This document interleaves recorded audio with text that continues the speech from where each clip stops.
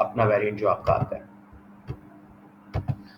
Right जी, सो ये मैंने paper निकाल लिए थे आपके सामने ही, उन पे काम करते हैं। This is the mark scheme I guess, या क्वेश्चन पेपर। थोड़े से बच्चे हो, सारे सिटी के हो, तो आपसे पूछ रहा हूँ one by one. Number one, what is a function of money? Manha कर दो, आपने ओ लेवल में पढ़ा हुआ था, ऑल्दो अब ये कोर्स में नहीं है, लेकिन you can do it. A, to act as medium of exchange. बाकी या कैरेक्टरिस्टिक्स ऑफ मनी दिए हुए हैं यहाँ पे, या फिर इरेलीवेंट बातें हैं, so don't worry about them. Number two, कहा आपसे सवाल पूछ रहा हूँ आते, in a planned economy what will determine the allocation of scarce resources? Take your time. Planned economy में किस तरह रिसोर्सेज एलोकेट होते हैं?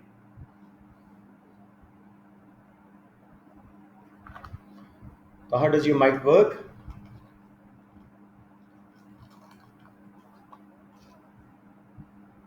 I think he's having difficulty with that. Anushe, आप बता दो बेटे, बहुत आसान क्वेश्चन है। B, the decisions of central government. Planned economy totally government owned है, बाकी forces of demand and supply free market. A mixture of private and central decision making, mixed economy. Revenue generated from direct and indirect taxes, नहीं, revenue से decide नहीं होता, government के decision से decide होता है कि किस तरह रिसोर्सेज को एलोकेट किया जाए। Next चीज, Zurva Ishfaq, a key concept of in classifying goods is whether a good is rival or non-rival.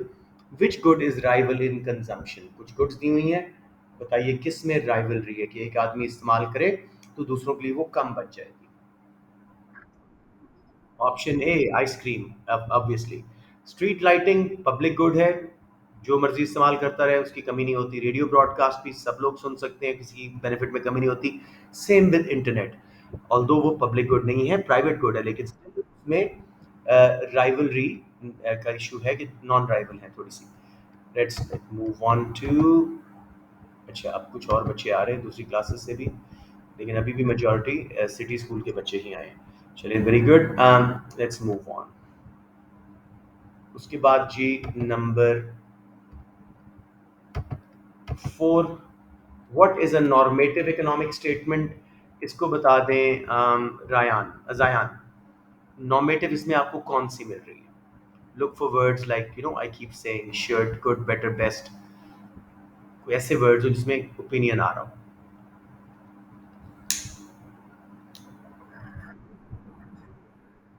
हाँ, उसमें कौन सा वर्ड आपको लग रहा है जो मोस्ट से ज्यादा मुझे सीरियस लग रहा है? ठीक है, if I say Pakistan is having the most inflation in Asia, उसको चेक किए जा सकते हैं, सीरियस, वो ओपिनियन बेस्ड हो जाएगा, ठीक है ना? So still good, B is great, very good Zayan. Number 5 जी, दिस वन गोज टू, थोड़ा सा इसको छोटा कर लूं, Shahryar Khan. Diagram shows an economy's PPC. Economy has moved from point X to Y.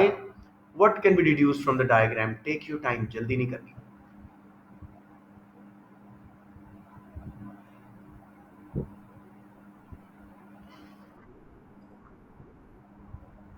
जी बेटे, मैं शरियार क्या बोला था? टेक योर टाइम, जल्दी नहीं करनी बेटे। कंफर्म जिसको रिजेक्ट ना कर सको।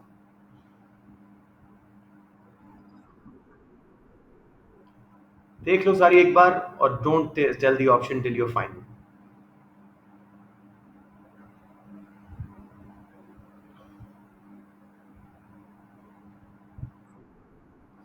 टोटली रॉन्ग बेटे। ओ आर कंज्यूमर गुड्स बन रही हैं, पहले भी इतनी बन रही थी, अब वाई पे जाके भी ओ आर बन रही हैं, आर और एस जो है वो छूट रही हैं, तो opportunity cost is not O R. Can anyone else solve it? Option A गलत है Jurwa. B, economy has become more efficient. कितनी बार बोला है, all points on PPC are fully efficient, point inside PPC shows unemployment. आपने अच्छा B बोला था, तो उसको फिर आपने बॉल या डेविड इस तरह करके बोलना था। समटाइम्स बी और डी में कोई फर्क नहीं, नहीं, नहीं, बिल्कुल ठीक है बेटे। इकोनॉमी हैज बिकम पहले इनएफिशिएंट थी, under utilization of resources, unemployment थी। अब हम पूरे रिसोर्सेज इस्तेमाल कर रहे हैं। अब मैं एक बार जरा ऑप्शंस को रिजेक्ट करवा दूं, आसान क्वेश्चन है लेकिन somehow people got it wrong. A क्यों गलत है? Current living standards have fallen. Living standards consumer goods से बनते हैं, कैपिटल गुड्स से नहीं। कंज्यूमर गुड्स पहले भी जब एक्स कॉम्बिनेशन था उस पे भी आर ओ आर बन रही थी और वाई पे भी ओ आर ही बन रही है। तो लिविंग स्टैंडर्ड सेम है, ना गिरे हैं ना बढ़े हैं। इकोनॉमी एफिशिएंट डेफिनेटली होगी ये बी, क्योंकि हम पीपीसी के ऊपर आ गए, पूरे रिसोर्सेज को फुल एफिशिएंसी वाली टेक्निक्स यूज करके इस्तेमाल कर रहे हैं। राइज इन अनएम्प्लॉयमेंट, अनएम्प्लॉयमेंट कम हुई है, हम फुल एम्प्लॉयमेंट पे आ गए from a point inside PPC. Opportunity cost of OR नहीं, ओआर बन रही है, आरएस होता तो फिर भी हम सोचते कि भाई अपॉर्चुनिटी कॉस्ट ही हो रही है। सबको समझ आ गया बच्चों? So an easy question misunderstood by many, इसको जरा ध्यान से पीपीसी को देख लिया करें। जी मेरा बेटा जी।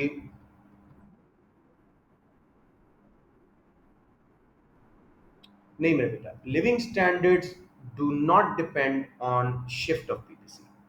ठीक है, living standards depend on how many consumer goods are being made.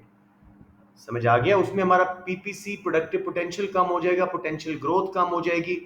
To some extent living standards कह सकते हो कि भाई अब चॉइस कम है, लेकिन स्टिल वो क्लियर कट ऑप्शन उसकी नहीं बनती। हम ना got it?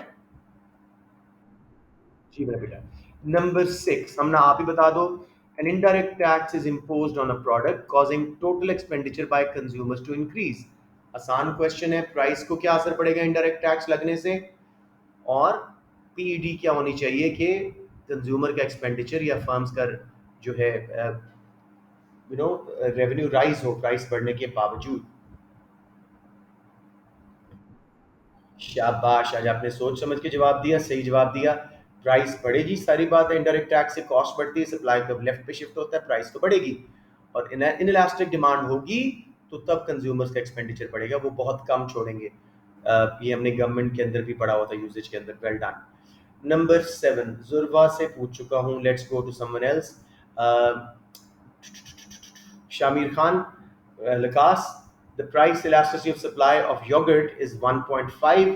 If the demand for yogurt rises and price rises by 20%, how much more will be supplied to the market? Simply 20% price बढ़ी है, supply कितनी बढ़ेगी जब PES 1.5 है?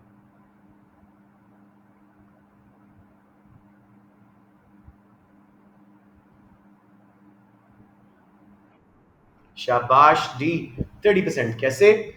1.5 क्या शो कर रहा है? 1% change in price will cause 1.5% change in supply. अब 20% प्राइस बढ़ी, सप्लाई को 20 इंटू 1.5 करो, 30% बढ़ेगी। शाबाश आमिर, गुड बॉय। जी number 8, it's a very good question, ये मुझे याद आ गया एकदम से। ये मेरे से गलत हुआ था फर्स्ट टाइम जब ये पेपर हुआ था, तो मैं ये किसको दूं? Let's give it to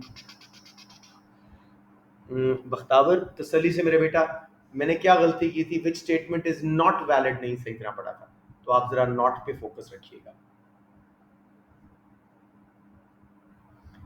Bakhtawar आप क्लास में हो ना? जी बेटे, बस वेटिंग, टेक योर टाइम।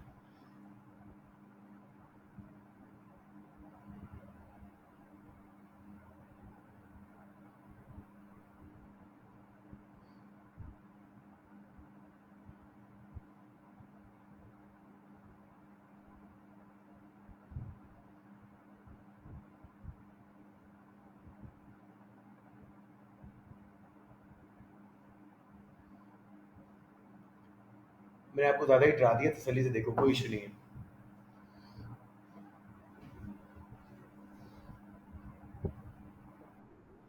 शाबाश, well done Bakhtawar, it solve the question that I didn't solve it well. एक बार दोबारा कर लेते हैं जी। A B D valid statements हैं। At price OP1, you is the demand और सप्लाई वी पर जाके आ रही है, तो जाहिर बात है सरप्लस है मार्केट में, supply is greater than demand, correct option है। तो नॉट वैलिड स्टेटमेंट हमने ढूंढनी थी, ये वैलिड स्टेटमेंट है, रिजेक्ट हो गई। B, at price OP3, P3 से X तक की जो डिस्टेंस है वो शो कर रही है consumer are able and willing to buy, yes demand curve तक हम गए हैं, तो ये ऑप्शन भी बिल्कुल वैलिड है, तो उसको रिजेक्ट किया। D, price OP2 is market equilibrium price, 100% equilibrium W पे हो रहा है OP2 प्राइस पे।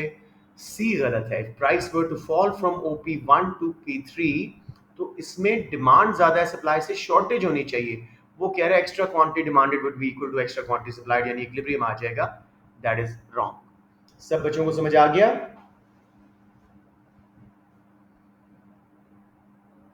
Excellent, let's move on. जी किसी बच्चे से मैंने सवाल ना पूछा हो, प्लीज वॉलंटियर करो।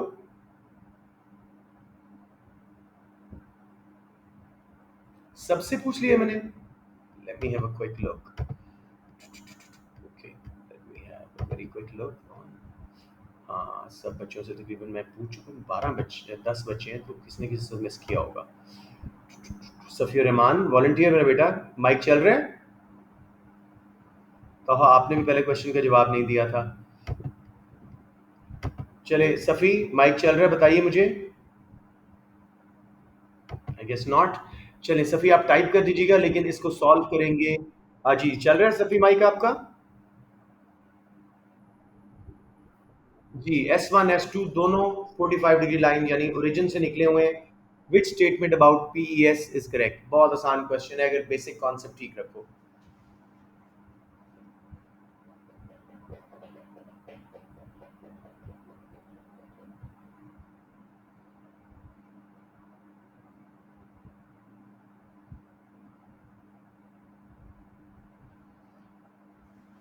जीरो से निकला हुआ हर curve. B option unitary elastic होता है। ए बी सी सब रिजेक्ट हो गए। जीरो से निकला हुआ एनी अपवर्ड स्लोपिंग कर्व, चाहे सप्लाई हो, चाहे इनकम कंजम्पशन कर्व हो, नॉर्मल गुड्स का कोई भी ऐसा कर्व हो जो ऊपर स्लोप हो रहा है, चाहे वो पॉजिटिव सब्स्टिट्यूट्स वाला कर्व हो, उसकी इलास्टिसिटी यूनिटरी होगी क्योंकि ओरिजिन से निकला हुआ है। So well done Safi, B option. जी बेटे, ये अच्छा क्वेश्चन है, ये मैं देता हूँ। लेट्स से हम ना, शाबाश, हिम्मत करके करिएगा। Country has health care provided by the free market. पहले फ्री मार्केट यानी डिमांड एंड सप्लाई के थ्रू हो रहा था। अब गवर्नमेंट ने फ्री हेल्थ केयर देना शुरू कर दी है, यानी जीरो प्राइस हो गई। लेकिन कितनी सप्लाई कर रहे हैं? SG तक। इन इलास्टिक उनका सप्लाई कर्व है, provision of SG free health care, इससे आगे सप्लाई नहीं कर रहे। What is the change in consumer surplus? सोचो, पहले कंज्यूमर सरप्लस कितना था डिमांड एंड सप्लाई के थ्रू, एरिया लेबल हुए हैं, और अब कितना हो गया? सही ऑप्शन पिक करें, take your time.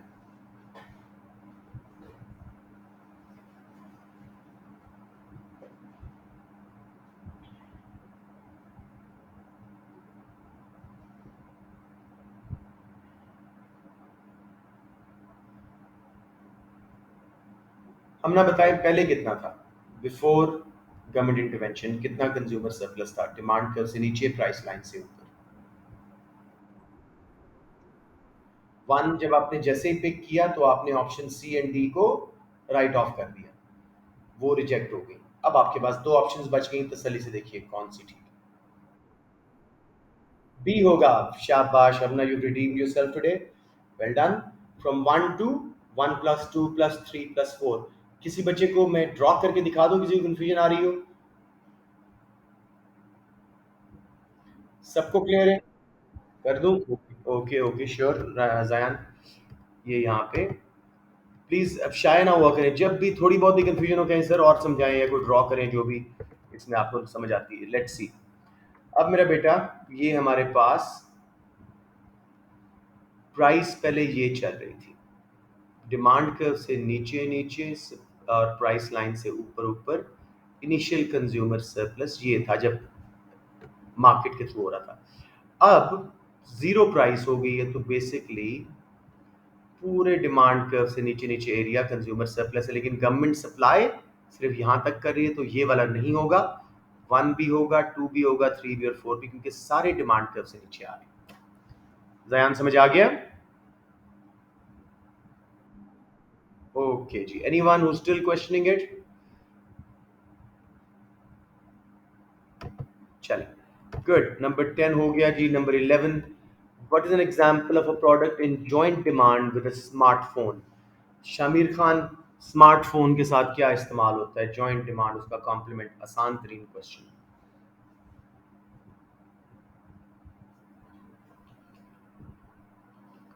Shamir Khan, आप क्लास में हैं? चले शहरियार खान को देते हैं जी ये क्वेश्चन। शहरियार, स्मार्टफोन्स के साथ क्या इस्तेमाल होता है? आप लोग सारे इस्तेमाल करते हैं।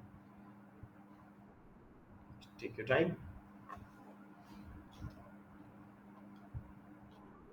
सी, headphone that can be use with a smartphone. Alternative brands of smartphone jointly demanded या कॉम्प्लीमेंट नहीं है, वो सब्स्टिट्यूट्स हैं। पर्सनल कंप्यूटर भी सब्स्टिट्यूट है स्मार्टफोन का। यही क्लास आप कंप्यूटर पे भी ले सकते हैं और स्मार्टफोन पे भी। हेडफोन साथ यूज होते हैं, ये सही ऑप्शन है। Metals use in manufacture of smartphone complement नहीं है, उसकी रॉ मटेरियल है। So very good. A product is a high PES. आसान क्वेश्चन है। जुर्वा आप कर दो, what might explain this? Option B, it has a non perishable nature. जब प्राइस गिरे स्टोर कर दो, सप्लाई कम कर दो। प्राइस बढ़े तो स्टोर से निकाल के सप्लाई बहुत ज़्यादा बढ़ा दो, रिस्पॉन्स करवाओगे। अपॉर्चुनिटी कॉस्ट का कोई ताल्लुक नहीं है। इंफीरियर गुड का कोई ताल्लुक नहीं है पीईएस से। लग्जरी गुड का कोई ताल्लुक नहीं है पीईएस से। वो पीडी में कुछ ना कुछ आ जाता है लग्जरी का, लेकिन इंफीरियर का इसमें कोई ताल्लुक नहीं है आपके पीईएस के साथ। नंबर 13 जी। Anushay, what is likely to affect the position of demand curve for tickets to pop concerts but not the position of supply curve? तो इसमें आपने डिमांड कर्व शिफ्ट होने वाली ऑप्शन लेनी है, सप्लाई कर्व शिफ्ट ना हो। ये आपके पास क्वेश्चन है नंबर 13।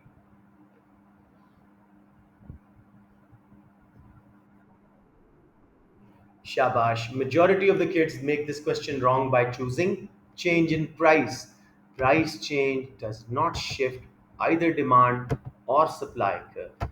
तो simply आपका जो ऑप्शन बी था, change in, sorry option A था, change in income of potential consumers, उससे डिमांड कर्व शिफ्ट होगा। सप्लाई कर्व के ऊपर ऑन द कर्व मूवमेंट आएगी, शिफ्ट नहीं आएगा। This seems like a good question. Let's give it to Diane. Table shows Lee's and Jim's PED for restaurant meals and cinema tickets. दोनों की PED दी हुई है, दोनों गुड्स के लिए। There is a rise in price of both products. What can definitely be concluded after these price changes? तसल्ली से दयान, take your time. मैं इसको बाद में पूरा explain वैसे भी करूंगा, even if you get it right.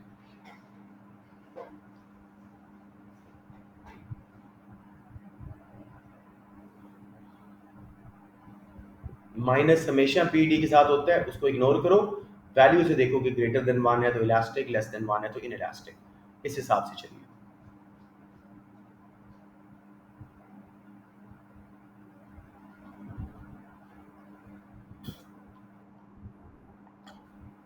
Very good. Gym की दोनों गुड्स की डिमांड इन इलास्टिक थी, 0.8 0.3। दोनों की प्राइस बढ़ी है, वो ज्यादा स्पेंड करेगा क्योंकि वो क्वांटिटी उनकी बहुत कम छोड़ सकेगा। इन इलास्टिक डिमांड थी। Well done Zayan. बाकी सारे कर लेते हैं रिजेक्ट। ए क्यों गलत है जी? Restaurant owners will receive more income. Restaurant owners को अगर हमारे पास जो इन्फॉर्मेशन है उसमें सिर्फ दो कंज्यूमर्स हैं, ली और जिम। इन दोनों की जमा करें, वन इलास्टिसिटी आती है, यानी रेवेन्यू चेंज नहीं होगा। प्राइस बढ़ने से इन दोनों कंज्यूमर्स की क्वांटिटी उतनी प्रोपोर्शनेटली कम होगी तो रेवेन्यू चेंज नहीं होता जब यूनिटरी इलास्टिसिटी होती है।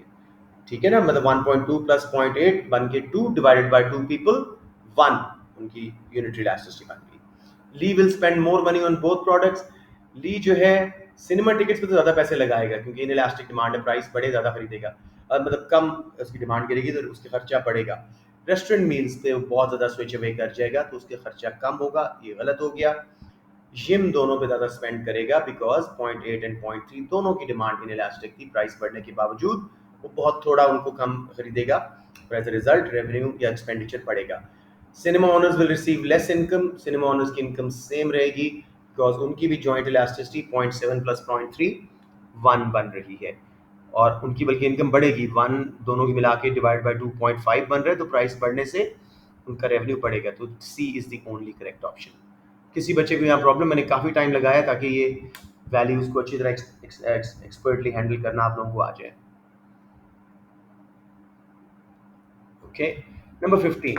The government fixes a maximum price for a product in order to increase its consumption. What would be likely outcome of such a policy? Bakhtawar, इसको कोशिश कीजिए।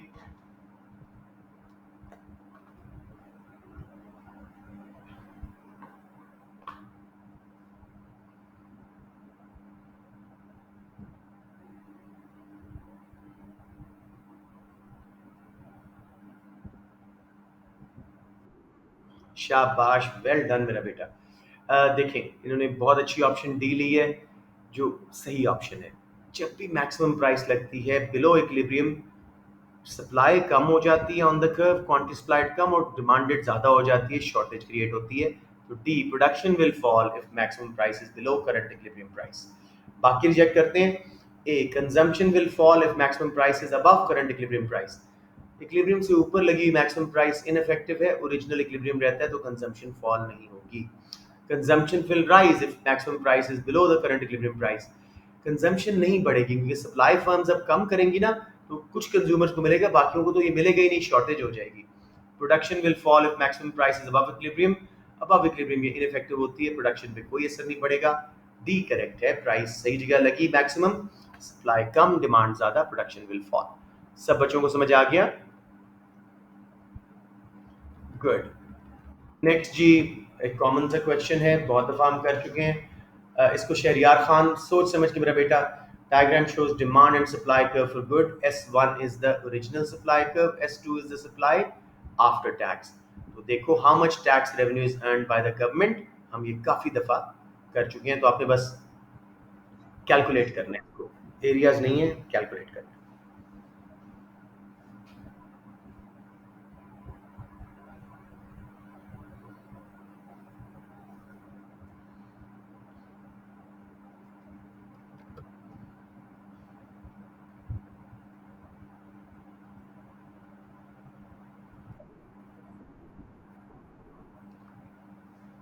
Something is terribly wrong with your concepts. What's happened to you? मैं ये दोबारा करवा रहा हूँ, कोई और बच्चा बता दे सही ऑप्शन। सी ठीक है, बिल्कुल 200। अब मैं आपको दिखा रहा हूँ शहरियार, प्लीज अब रेगुलर आओ, आपने अपना काफी काम खराब कर लिया है। ये देखो मेरा बेटा, आप लोगों को ये मैं कम से कम सैकड़ों बार करवा चुका हूँ। नए इक्विलिब्रियम पे, पहला इक्विलिब्रियम तो यहाँ था ना, ई, अब यहाँ पे आ गया। नए इक्विलिब्रियम पे क्वांटिटी पे जाओ, vertical distance between two supply curves is per unit tax, और जब उसको हम एक्सटेंड करते हैं टुवर्ड्स प्राइस लाइन, तो अब ये टोटल टैक्स बन जाता है, ये गवर्नमेंट का टोटल रेवेन्यू। तो 6 से 16, 10 यूनिट पर यूनिट टैक्स है $10, 6 से 16 ठीक है। 20 यूनिट बिक रहे हैं तो 10 इंटू 20, 200। आपने सीधा प्राइस को क्वांटिटी मिला मल्टीप्लाई करके रेवेन्यू बता दिया। गवर्नमेंट का रेवेन्यू बताना था बेटे टैक्स के रिजल्ट में। किसी बच्चे को ना आया हो तो मैं दोबारा एक बार बता दूं, this is important and this mistake was not acceptable. Shahriyar आपको समझ आ गए?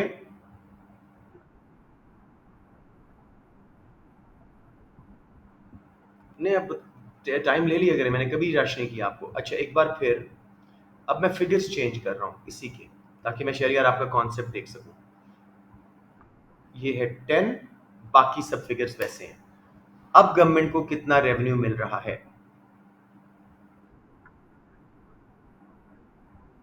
10 माइनस 6, 10 माइनस 6 क्या होगा? 10 माइनस 6 4, 4 इंटू 20, 80 आंसर आ जाएगा। अच्छा, अब इस इंफॉर्मेशन को मैं दोबारा चेंज कर रहा हूँ। मुझे बताइएगा शहरियार, कंज्यूमर कितना दे रहे हैं टैक्स? जितनी प्राइस बढ़ी वो कंज्यूमर पे जाता है ना, ऊपर वाला ब्रैकेट। तो कंज्यूमर कितना टैक्स दे रहे हैं? हाँ, कितने रुपए है पर यूनिट, कितना है, और उसको क्वांटिटी मल्टीप्लाई करोगे आंसर आ जाएगा। गैस वाली बात ही कोई नहीं है। इनिशियल प्राइस कितनी थी इक्विलिब्रियम वाली? 8, अब वो दे रहे हैं 16। तो कितना एक्स्ट्रा प्राइस दे रहे हैं हर यूनिट पे टैक्स की वजह से? 8 टू 20, 160। ऑप्शन बी आ जाती। समझ आ गया? यस। इसी तरह प्रोड्यूसर्स का मुझे बताओ, वो कितना टैक्स दे रहे हैं? हाँ, यानी 2 पर यूनिट कितना? तो आपको 220 आंसर नहीं आता? 40, ऑप्शन ए बन जाएगी। ठीक है। सो इस तरह करके करना होता है बेटे, ये इंसिडेंस ऑफ टैक्स का रेवेन्यू कैलकुलेट करना। So this wasn't something very hard, ये गलती नहीं होनी चाहिए। Let's move on. आसान क्वेश्चन है, what is a transfer payment? Shahriyar Khan आपको दोबारा दे रहा हूं ताकि आपका कॉन्फिडेंस बिल्ड हो। आसान क्वेश्चन है।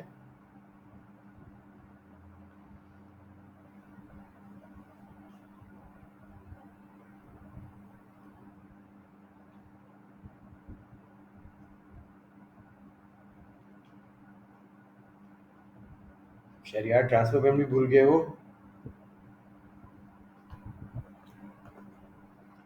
क्या होती है ट्रांसफर पेमेंट बेटे शहरियार? आपसे बात कर रहा हूँ, यस। 17, क्वेश्चन नंबर 17 सॉल्व करें। जी बेटे।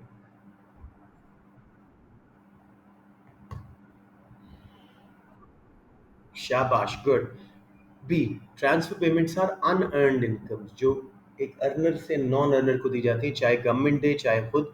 तो पेरेंट ने चाइल्ड को पॉकेट मनी दी, सिंपली ये उसकी ट्रांसफर पेमेंट। बाकी सब एडवर्टाइजमेंट एक्सपेंडिचर, रेंट, वेज, ये rewards for factors of production है, कोई गुड्स एंड सर्विसेज के बदले में ये प्रोड्यूस हो रहे हैं, तो ये अर्नड इनकम्स हैं। Transfer payments are unearned. जी बेटे, what best illustrates the process of privatisation? इसको कर देते हैं शामिर खान। तसल्ली से मेरा बेटा, बहुत आसान क्वेश्चन है। प्राइवेटाइजेशन क्या होती है?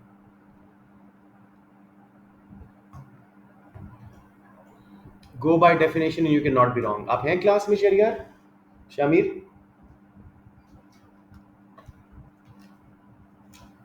अच्छा, शामिर नहीं है क्लास में। जयान आप कर दो बेटे।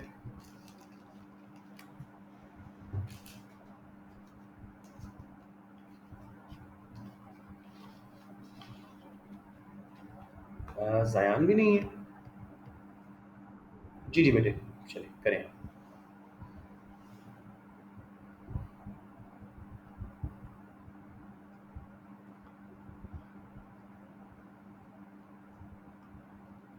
प्राइवेटाइजेशन की कौन सा? बी एज इन बॉल या डी एज इन डेविड? कोई अब कौन सा क्वेश्चन कर रहे हो? 18 करना था। चलें, आपका हो गया। आपका मैं छोड़ दूंगा अभी। 18, हम ना आप कर दो, बहुत आसान क्वेश्चन है।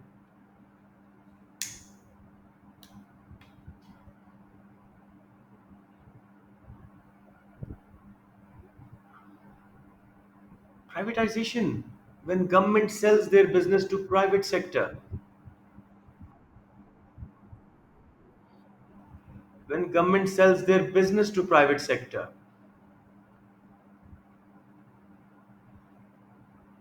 बेटे, बॉन्ड्स तो सिर्फ सेविंग सर्टिफिकेट्स होते हैं, उससे ओनरशिप चेंज नहीं हो रही होती। डी है बेटे। इतना आसान क्वेश्चन कैसे गलत कर लिया? बाकी सबको इसमें कंफ्यूजन थी, मुझे बताएं प्लीज। रेज।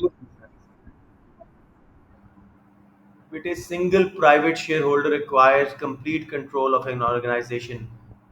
इसमें तो प्राइवेट सेक्टर में एक आदमी ने शेयर खरीद लिए कंपनी के, इसमें प्राइवेटाइजेशन थोड़ी हो रही है।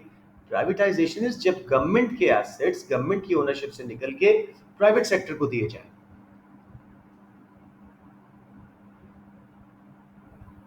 आप लोग शायद इन वर्ड्स में परेशान हो रहे हो। गवर्नमेंट बॉन्ड्स भी कोई ओनरशिप नहीं है।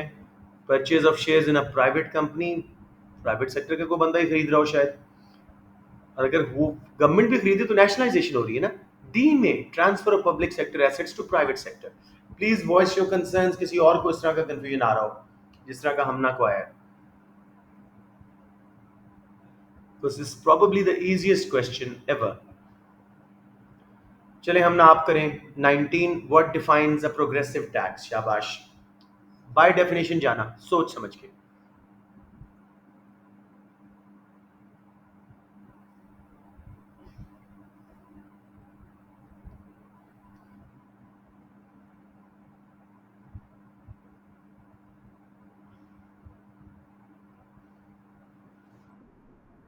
शाबाश, कॉन्फिडेंस से दिया आपने। लो इनकम अर्नर्स पे a lower proportion of income in taxes than high income earners. Marginal rate of tax बढ़ रहा होता है, इनकम टैक्स का रेट बढ़ रहा होता है। सी क्यों गलत है? लो इनकम अर्नर्स पे लेस इन टैक्सेस, चाहे प्रोग्रेसिव भी हो, हमेशा रिग्रेसिव भी हो। इवन गरीब आदमी कम पे कर रहा होता है अमाउंट वाइज, क्योंकि अमीर ज्यादा उसकी इनकम होती है तो टैक्स तो उसका ज्यादा ही बनता है। तो वो बात गलत होगी, प्रोपोर्शन को देखना है। Well done. Number 20, Zurva, an increase in what will shift aggregate demand curve in economy to the right? आसान क्वेश्चन है, सोच समझ के। Option A, budget deficit, government ने स्पेंडिंग ज्यादा की, टैक्सेस कम लिए, expansionary fiscal policy, aggregate demand right पे शिफ्ट। सेविंग विड्रॉल होता है, एग्रीगेट डिमांड कम हो जाती है। जनरल प्राइस लेवल बढ़ने से या कम होने से ऑन द कर्व मूवमेंट आती है, शिफ्ट नहीं आता। इंटरेस्ट रेट बढ़ने से भी कॉन्ट्रैक्शनरी मॉनेटरी पॉलिसी है, लेफ्ट पे शिफ्ट होगा aggregate demand curve. Manha which effect of inflation is described as redistributive, यानी इनकम डिस्ट्रीब्यूशन उससे चेंज हो रही होती है, गरीब और अमीर में गैप बढ़ रहा होता है, जो भी।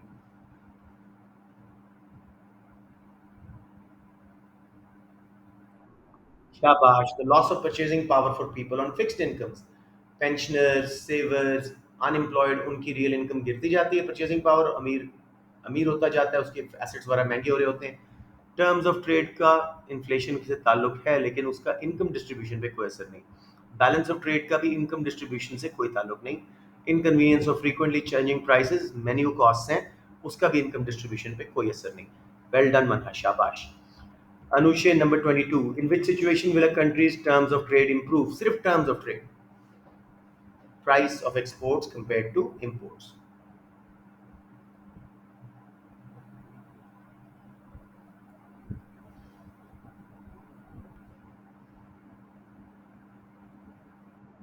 Shabash, see, very good.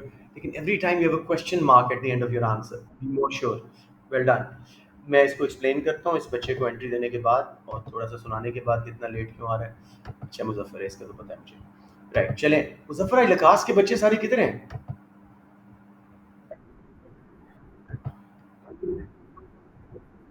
अच्छा हाँ, एट टू आपको तो मुझे पता है, लेकिन ए टू का भी कोई नहीं आया। एनीवेज, हाँ राइट राइट, फिर चले मान लेते हैं। राइट जी, नंबर 22, बिल्कुल सही बताया अनुष्य ने। सी ऑप्शन है, prices of imports rise by less than price of exports. Imports कोई 5% महंगी हुई, export 10%। Formula export price index और इंपोर्ट प्राइस इंडेक्स इनटू 100 जब करोगे, एक्सपोर्ट्स की प्राइस रिलेटिवली ज्यादा बढ़ी होगी, इंपोर्ट्स की रिलेटिवली कम बढ़ी होगी, टर्म्स ऑफ ट्रेड इंप्रूव हो जाएंगी। पहला क्यों गलत है? It's total value of imports rises less than it's total value of exports. हमें आगे जाना नहीं, वैल्यू की बात हो रही है, हमने सिर्फ प्राइस देखनी है। It's volume of import rises less than it's volume of exports, again volume है, प्राइस की बात नहीं है। डी क्यों गलत है? Value of external payments rise by less than the value of external receipt. Terms of trade का इससे कोई ताल्लुक नहीं, सिर्फ एक्सपोर्ट्स इंपोर्ट्स की प्राइसेस का वो मेजर है। तो सही हो गया जी। नंबर 23, ये किसी बच्चे ने मुझे भेजा भी था क्वेश्चन। अच्छा है, आगे हम सॉल्व करते हैं। कंट्री एक्स ज्वाइंस, वैसे ये अब आपके कोर्स में नहीं है कंट्री एक्स अपना कस्टम यूनियन वगैरह, लेकिन एहतियातन कर लेते हैं, ज़रा एक क्वेश्चन की कुछ कॉन्सेप्ट बन जाएगा। कंट्री एक्स ने कस्टम्स यूनियन ज्वाइन की। कस्टम यूनियन क्या होता है कि बीच में जो कंट्रीज हैं वो आपस में फ्री ट्रेड करेंगे और बाहर से जितना सामान आएगा दूसरे कंट्री से उस पर एक कॉमन एक्सटर्नल टैरिफ लगा दिया जाएगा। So and will remove the tariff on its imports of good M from country Y. X and Y दोनों कस्टम यूनियन में, गुड एम के ऊपर उन्होंने टैरिफ हटा दिया, ठीक है, फ्री ट्रेड कर रहे हैं। Under which condition will trade creation in country x be the largest? Trade creation, Shahriar Khan, Kashif, very good. Large पहले टैरिफ था, हटाया, आपस में ट्रेडिंग की ज़्यादा हुई। फिर पीडी, गुड एम की ज़्यादा थी, इसलिए प्राइस कम होने से ज़्यादा सेल्स हुई proportionately. Well done, B option, very good. क्योंकि कोर्स में नहीं है, मैं बाकी नहीं बता रहा। What is likely to happen if there is a fall in international value of a countries currency? इसको कर दें जायान, जल्दी से, शाबाश मेरे बेटा। करेंसी हमारा एक्सचेंज रेट नीचे हुआ है, क्या होगा?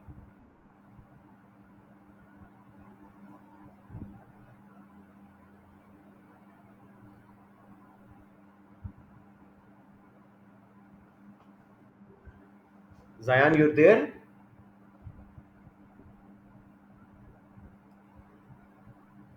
आई गेस इज नॉट। मुजफ्फर, आप कर दो इसको। B, rise in volume of exports. Foreign currency price of exports कम होगी, हमारी करेंसी डेप्रिशिएट हो रही, तो ए रिजेक्टेड।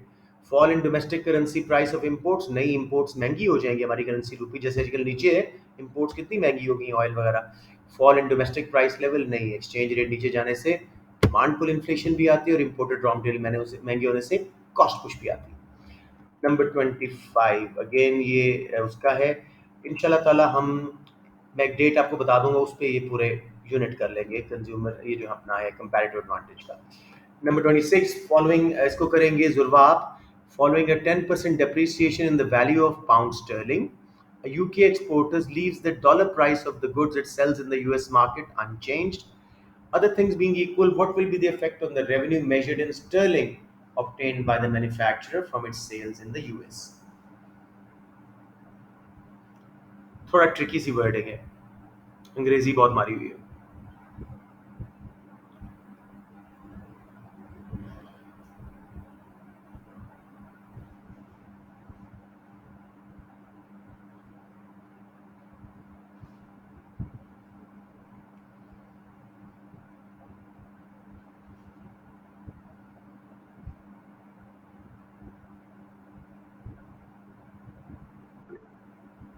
जुर भाई आप हैं क्लास में? नहीं, नहीं, नहीं।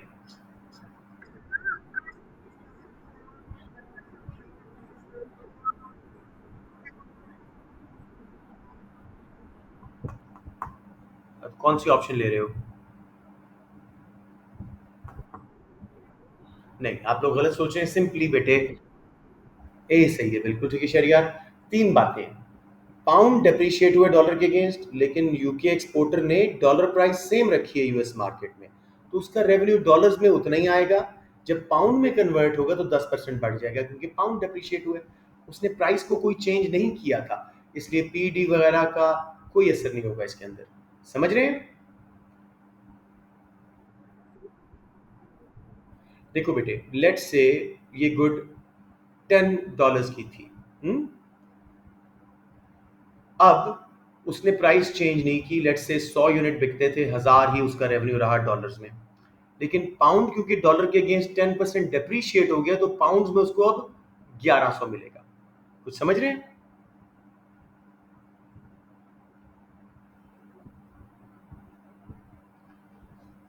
नहीं समझ आया? जुर्वा देखो, कुछ अर्सा पहले रूपी 200 का था, आपने इंटरनेशनल मार्केट में जो डॉलर प्राइस थी गुड की वही रखी हुई थी, उतनी ही सेल्स हो रही हैं। लेकिन जब वो रूपी में कन्वर्ट होता है आपका डॉलर, तो आपका रेवेन्यू रूपी में बढ़ जाएगा। Simple is that.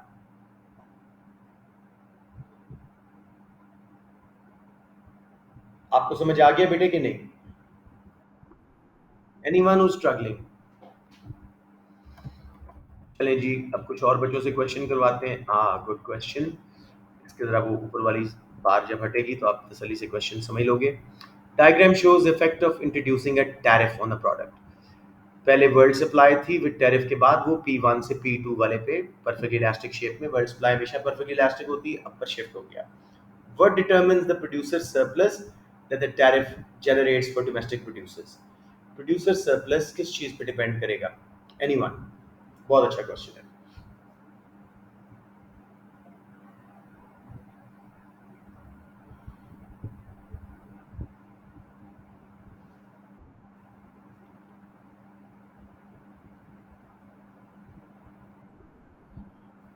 डी बिल्कुल ठीक है, डी बोला था ना आपने, डी एज इन डेविड। हाँ, पीईएस पे डिपेंड करेगा। इसी डोमेस्टिक सप्लाई कर्व को इलास्टिक कर दो तो सरप्लस कम हो जाएगा, इन इलास्टिक कर दो तो सरप्लस ज्यादा हो जाएगा। सबको समझ आ रहा है? ये मैं ड्रॉ करके दिखाऊं? Okay, okay, let's move on. Number 28, Shariar Kashif. Which government policy is most likely to cause expenditure switching that will benefit? जी बेटे। यस दुर्वा।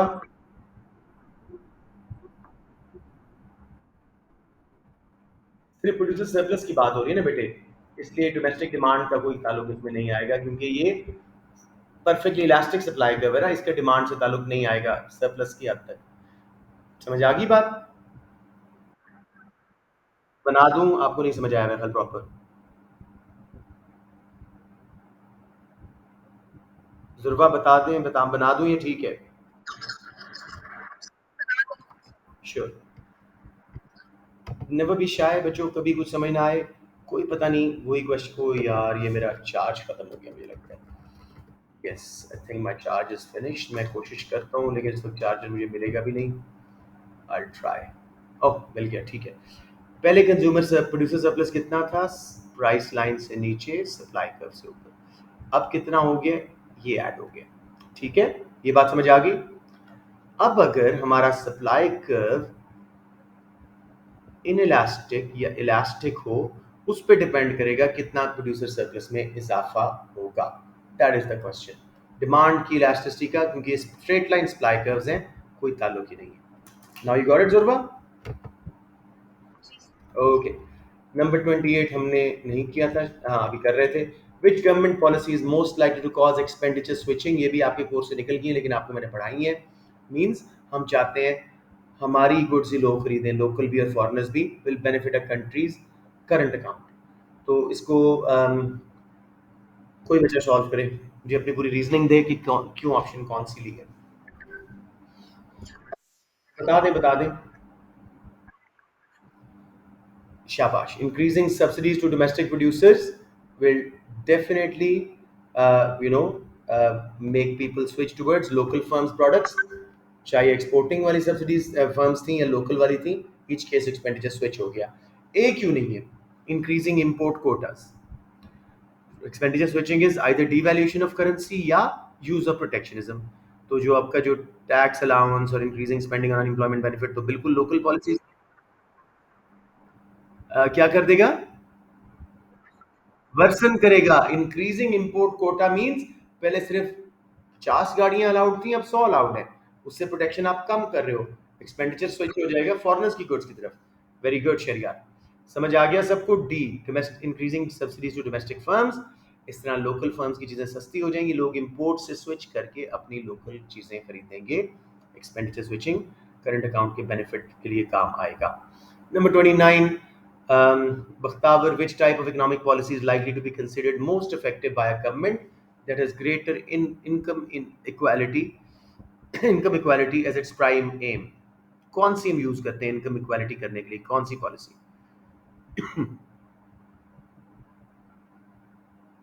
बख्तावर आप क्लास में हो? ए बिल्कुल ठीक है, फिजिकल पॉलिसी। ट्रांसफर पेमेंट्स दे रहे होते हैं या प्रोग्रेसिव टैक्सेस लगा रहे होते हैं, तो physical policy. International trade policy तो करंट अकाउंट के लिए। मॉनेटरी पॉलिसी इनकम डिस्ट्रीब्यूशन पे असर नहीं करती, ना ही supply side. So physical policy. Very well done, सबको समझ आ गया जी? Last question 30। अच्छा क्वेश्चन है, इसका मतलब बच्चों ने पूछा भी था, अच्छी बात है, दोबारा देख लेते हैं। Diagram shows 4 possible aggregate supply curve. सब कंफ्यूज नहीं होना इस शक्ल से। And an equilibrium point x, सबका इक्विलिब्रियम एक्स पे बन रहा है, पहला AD1 के साथ। A government employs deflationary fiscal policy, यानी contractionary fiscal policy, deflation जिसके रिजल्ट में आती है, in order to reduce the rate of inflation in its economy. This shifts aggregate demand to AD2. Which, with which AS curve would the policy be most effective? किस में सबसे ज्यादा deflation आ रही है? देखें कौन से कर्व पे नया इक्विलिब्रियम बने और सबसे ज्यादा प्राइस लेवल कम हो। ए, सबको समझ आ रहा है? डी में प्राइस लेवल बिल्कुल चेंज नहीं होगा, नाकाम हो जाएगी पॉलिसी। बी में थोड़ा सा नीचे आएगा, सी में उससे ज्यादा। ए में क्योंकि बहुत ही इनइलास्टिक पार्ट से हम लेस इनइलास्टिक पार्ट पे आए हैं एग्रीगेट सप्लाई के, इसमें सबसे ज्यादा प्राइस लेवल गिरेगा, सबसे ज्यादा इफेक्टिव ये पॉलिसी होगी। समझ आ गया बच्चों, या ड्रॉ कर दूं? Anyone, anyone? श्योर मेरा बेटा, ये देखो। अब आई होप मेरा इतना वो मार्कर चल जैसे ही, बिकॉज चार्ज बिल्कुल खत्म था, बट लेट्स ट्राई। ये देखो मेरा बेटा, एक्स से मैं पहले कर रहा हूं तरतीब वाइज। बी पे ये इक्विलिब्रियम बनेगा ना बेटे, बी कर्व के ऊपर इतनी प्राइस गिरेगी। फिर सी कर्व का एग्रीगेट डिमांड 2 से इक्विलिब्रियम बनाया मैंने, इतनी प्राइस गिरी। लेकिन ए का देखो कितनी ज्यादा प्राइस गिर रही है, सबसे ज्यादा इफेक्टिव हो रहा है ए पे। मेजॉरिटी डिफ्लेशनरी पॉलिसी सक्सेसफुल यहां पे हो रही है। हम ना गॉट इट? ओके मेरा बेटा, दैट्स इट जी। Have a good day. आज हम जरा जल्दी फारिग हो गए, मैं भी जरा चिल करता हूँ थोड़ा सा। ऑलराइट बच्चों, that's about it. See you all tomorrow इंशाल्लाह, and have, I have to save your